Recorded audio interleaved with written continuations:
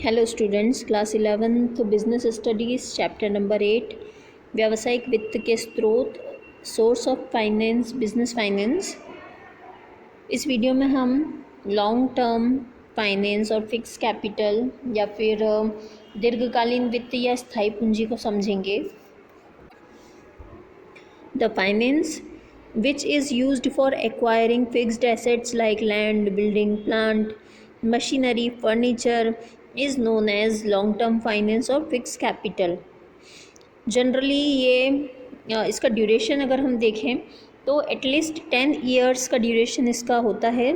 ज़्यादा तो और ज़्यादा हो ही सकता है, बट मिनिमम 10 ईयर्स के ड्यूरेशन के लिए ये यूज़ में आता है। ओके, तो ये वो पूंजी है जो स्थायी संपत्तियों लाइक भवन पूंजी भवन, भूमि, मशीन, फर्नीचर, इन सब में इन्वेस्ट की जाती है। ओके, तो बिज़नेस को स्टैब्लिश करने, बिज़नेस के ऑपरेशंस के लिए जो भी प्रॉपर्टी की रिक्वायरमेंट होती है, एसेट्स की रिक्वायरमेंट होती है, वो लॉन्ग टर्म फाइनेंस के थ्रू एक्वायर की जाती है। इन प्रॉपर्टी में, इन एसेट्स में जो कैपिटल लगती है वो बहुत लंबे टाइम तक या फिर लाइफ टाइम तक बिजनेस में लगी रहती है, इसलिए इन्हें दीर्घकालीन पूंजी या लॉन्ग टर्म कैपिटल बोलते हैं या फिक्स कैपिटल बोलते हैं। ओके, ये कैपिटल का वो अमाउंट होता है जो लॉन्ग टाइम तक के लिए या फिर बिजनेस के लाइफ टाइम तक के लिए ब्लॉक हो जाती है बिजनेस में ही, इसलिए इसे अचल पूंजी या ब्लॉक कैपिटल भी बोलते हैं। ठीक है, सो ये पूंजी या ये जो कैपिटल है ये फिक्स रहती है बिजनेस में, इसमें चेंजेस बहुत कम होते हैं। ओके, तो ये तो था इसका मीनिंग। नाउ दीर्घकालीन वित्त या स्थायी पूंजी की आवश्यकता, उपयोग या महत्व या नीड, यूटिलिटी और importance of long term finance और फिक्स कैपिटल। अब इसकी क्या रिक्वायरमेंट रहती है या इसकी क्यों नीड होती है, किन किन चीज़ों में यूटिलिटी या इसका इम्पोर्टेंस क्या है, वो समझते हैं हम। डेफिनेटली फिक्स कैपिटल जो है सबसे इम्पॉर्टेंट थिंग किसी भी बिज़नेस को सेटअप करने के लिए लॉन्ग टर्म फाइनेंस या फिक्स कैपिटल की रिक्वायरमेंट होती है।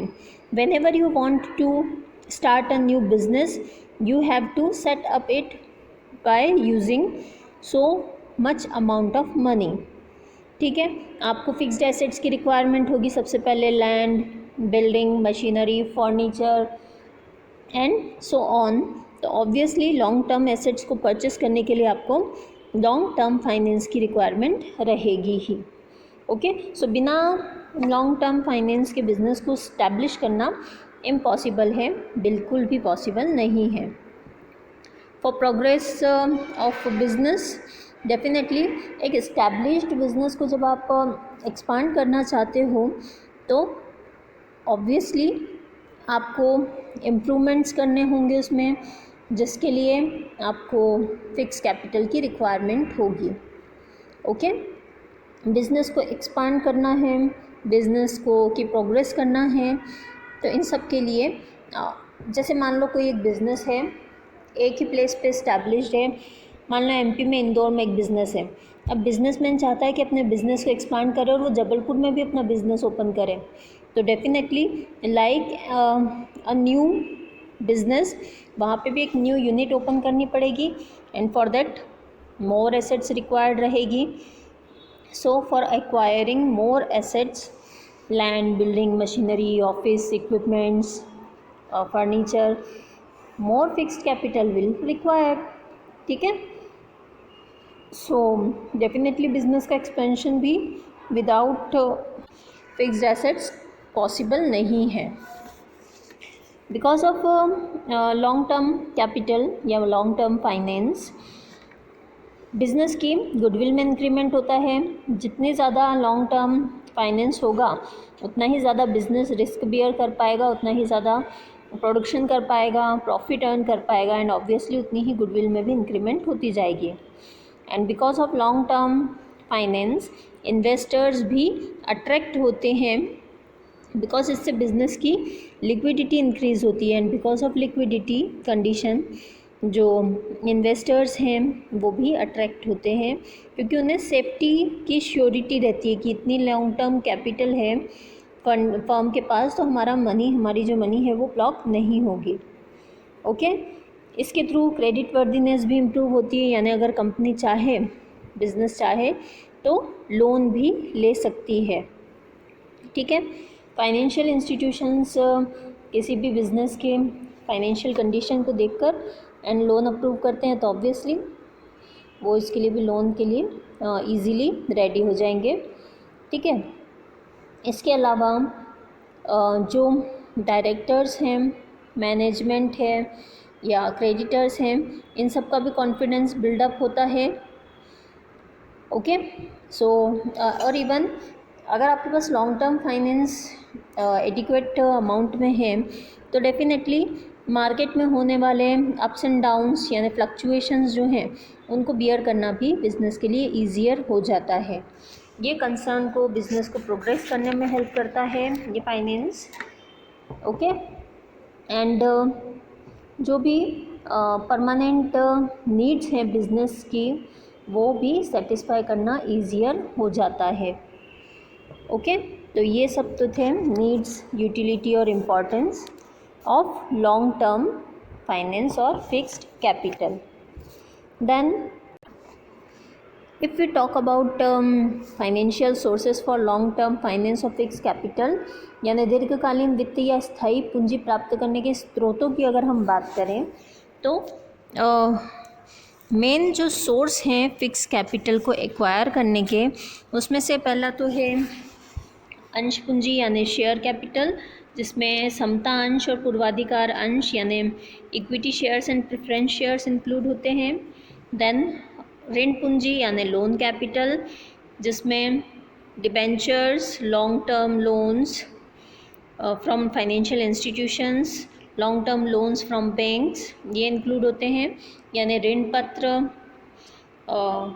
वित्तीय संस्थाओं या बैंक से लोन यानी ऋण। इसके अलावा पब्लिक डिपॉजिट्स यानी जन निक्षेप, जनता से निश्चित ब्याज पर जमा स्वीकार कर सकते हैं, पब्लिक से फिक्स्ड इंटरेस्ट पर डिपॉजिट्स कॉल कर सकते हैं, प्रॉफिट का री इन्वेस्टमेंट कर सकते हैं यानी लाभों का पुनर्विनियोग, जो डिफरेंट फंड्स के रूप में जैसे जनरल रिज़र्व या इमरजेंसी रिज़र्व, ऐसे जो रिज़र्व्स क्रिएट किए जाते हैं आउट ऑफ प्रॉफिट, उन रिज़र्व्स को, उन फंड्स को हम री इन्वेस्ट कर सकते हैं बिजनेस में। Then private sources of businessman, व्यवसाय का स्वामी अपने निजी साधन से भी अमाउंट कलेक्ट कर सकता है, मॉर्गेज लोन ले सकता है यानी प्रतिभूति ऋण, बिजनेस की किसी प्रॉपर्टी को मॉर्गेज रखकर और फिर उस पर लोन लिया जा सकता है। तो ये डिफरेंट सिस्टम्स हैं जिनके थ्रू जो है वो लॉन्ग टर्म फाइनेंस या फिक्स कैपिटल को एक्वायर किया जा सकता है। नेक्स्ट हमारा टॉपिक है दीर्घकालीन वित्त या स्थायी पूंजी को निर्धारित करने वाले घटक या तत्व, factors determining the long term finance और फिक्स्ड कैपिटल।